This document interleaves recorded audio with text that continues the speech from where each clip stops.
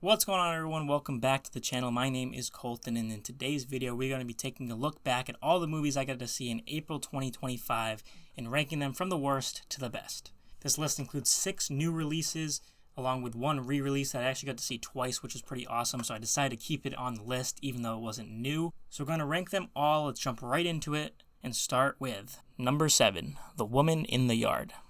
This is a film that deals with the aftermath of a tragic event for this mother and her 2 sons, and we pick up the story as they begin to unpack this trauma and deal and process with their grief.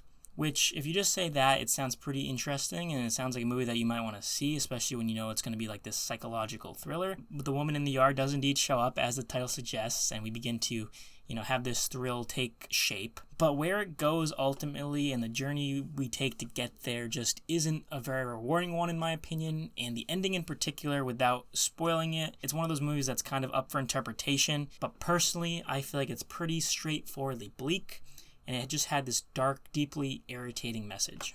For a movie about trauma and mental health and navigating these really real-life things, it doesn't really take great care in, showcasing it. And not that I think filmmakers and creators of any kind of art in general are, they don't need to, there's not this moral responsibility that they have to show things in a certain way. I understand that, it's your art, you can tell your story how you want to tell it. But for something that's this delicate, I think the end result just doesn't pay anything off. And it's not like this story was crazy engaging to begin with.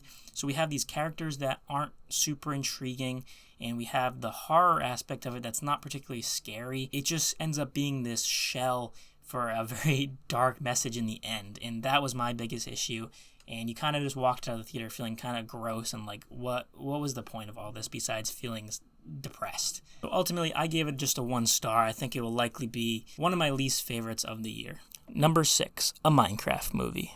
Alright, everybody's familiar with this one probably, even if you're not a movie person. You probably saw a lot to do with this one just because of the memes.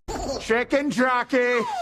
And the cinema experiences across the country with people, throwing popcorn and going crazy for all the references and all the viral moments. And I don't think it was a favorite of a lot of AMC workers, that's for sure, because of kind of the chaos this movie brought. But when you take a look at it from a pure movie perspective, I think if you go in with low expectations, you brace yourself for what this movie's inevitably going to be, which again, it's a Minecraft movie, it's really not as bad as you might think. There's obviously very cringy dialogue, a very baseline plot, characters that don't really have any depth to them, but again, these are all expected aspects of this movie. It is supposed to be that. It is designed this way, and it does capitalize off the references. If you're familiar with Minecraft, the visuals can be fun at times, and ultimately, if you're in the demographic, which is probably children 15 and under, personally I didn't love it, but I think it was just fun enough to warrant a watch just because of how big it became.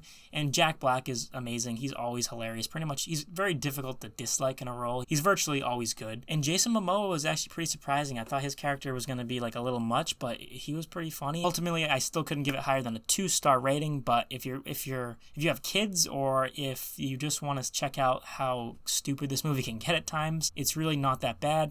Again, turn your brain off, shut your brain off, and just enjoy the stupidity, and I think you'll laugh a lot more than you would think. Number 5, Snow White. This movie, if you're unfamiliar, is the live-action remake, and it was marred in controversy from the beginning.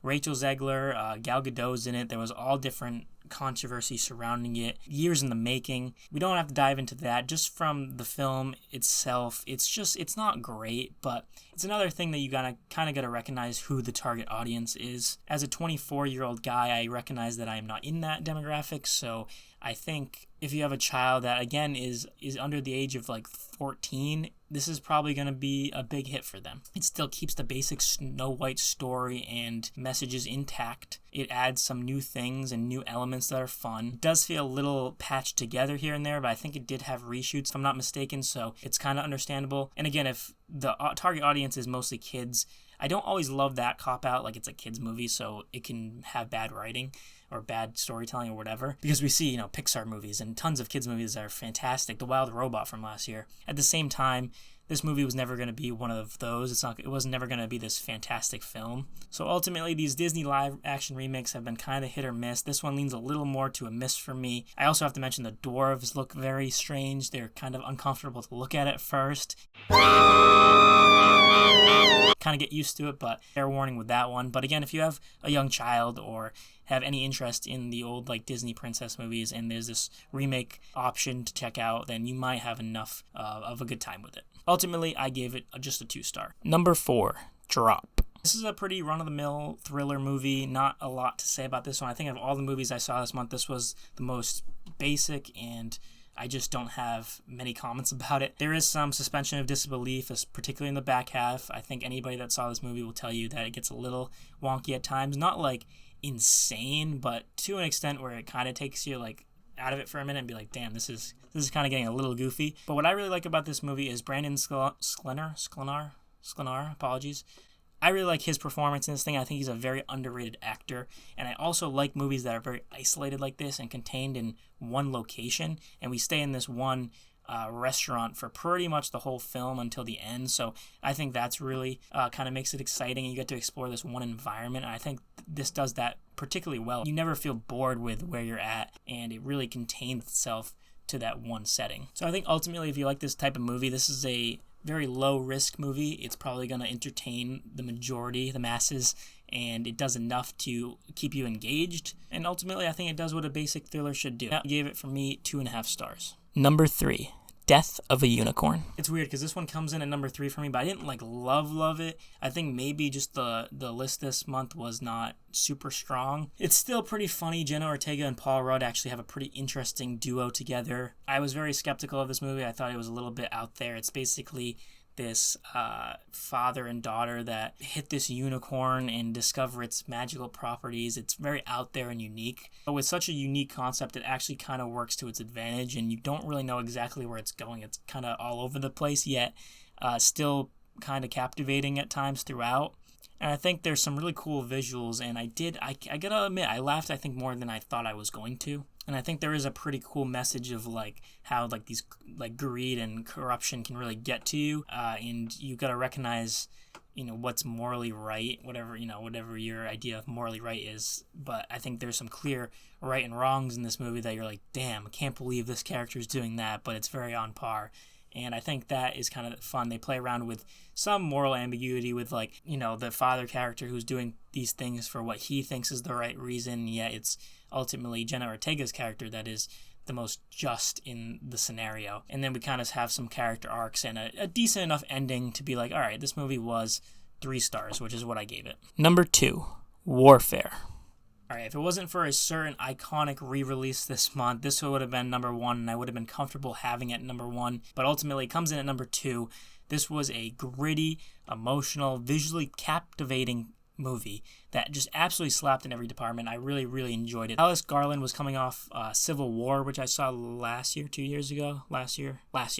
I saw Civil War, which I thought was pretty damn good, and I think he's just on a hot streak right now because I think Warfare just provides an absolute realistic, emotional war film, and it doesn't take a bunch of leaps into the unbelievable. It doesn't try to do too much. It doesn't try to make things up. There was real veterans that experienced this, helping direct this movie, helping make it as realistic and true to what happened as possible, and I think it absolutely delivers on that. The use of sound in this movie is masterful. It really makes you land in this battlefield. You feel so consumed by the noise and the just the feeling you get from such a horrific situation that these soldiers were in, and it really puts you there, and you feel how not just how dangerous it is, but how anxiety ridden this whole thing is for these men that are in combat like this. But it doesn't do it just immediately either. There's this very long buildup of tension, and it's very casual, and we have real military talk. They didn't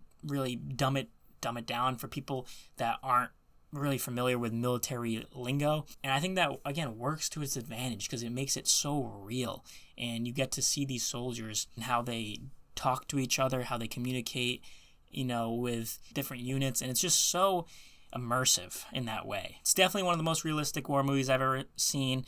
I think it also showcases the little nuances of war. This is obviously in Iraq, and I think just taking over the family's home, the innocent family that's there, and kind of showcasing that. You know, you don't always see that in a war movie. It's always just like the Americans or whatever the good guys are in a scenario taking over when there's innocent civilians that aren't the enemy, that are just living their life. And that kind of was cool to explore, because a lot of films will not take that liberty and will not take a look at that, and this one does. And you kind of realize that in your back of your head as you're going through this story. You know that this family's also just living there, and they're experiencing that, and this is a very real thing in war. And I think that's very important to remember. I just think it's informative, entertaining, and does a really great job at being true to what this would actually look like and what it did actually look like. Because again, these events did really happen. I don't know how you could possibly leave this theater and not be impacted by this movie. I gave it a 4.5 stars. But coming in at number one, Star Wars Episode 3, Revenge of the Sith, 20th Anniversary Re-Release. Yes, number one, obviously, if you know anything about me, was going to be Star Wars Episode 3.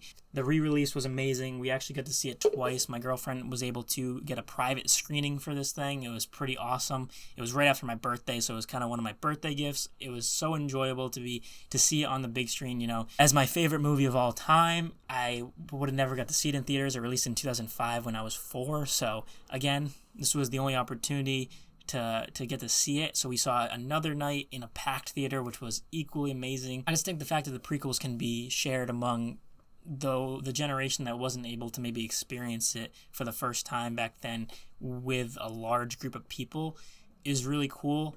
I think it's cool that they had like merch like this, popcorn buckets, and all this different stuff. It's just so fun. It just adds so much more to the movie-going experience in general. I'm not going to get super into the movie because it's been out for 20 years now, but I think it does show how widely loved this movie really is. And at the time, I know there was a lot of like hate for the prequels in general. I think even back then, this one was the most accepted because it's I don't know how you cannot love this movie. Just a few things that make it my favorite movie, though, real quick. The score is amazing. John Williams is on a heater here. Just every piece of music in this thing is amazing. It has by far the best lightsaber fights out of any Star Wars movie. It's still wildly underrated because I think the refusal to accept the prequels because of the originals, I think it was just a matter of stubbornness. The only critique I'll even hear is a couple of dialogue moments, but to be honest, I don't give a I think this was perfect. I think this movie is perfect. I think it's the best Star Wars film, and it was absolutely amazing. I got to see it in theaters, and you're damn right that I gave it, obviously, 5 stars. So real quick to recap, in 7th place, The Woman in the Yard. 6th place, a Minecraft movie. 5th place, Snow White. In 4th place, Drop. In 3rd place, Death of a Unicorn. In 2nd place, Warfare. And in 1st place, Revenge of the Sith. That's going to do it for this video, guys, though. If you did enjoy, be sure to leave a like and subscribe so you don't miss next month's rankings and all different videos that might be coming the way soon. So thank you so much for watching, and I will see you guys very, very soon. Chicken jockey!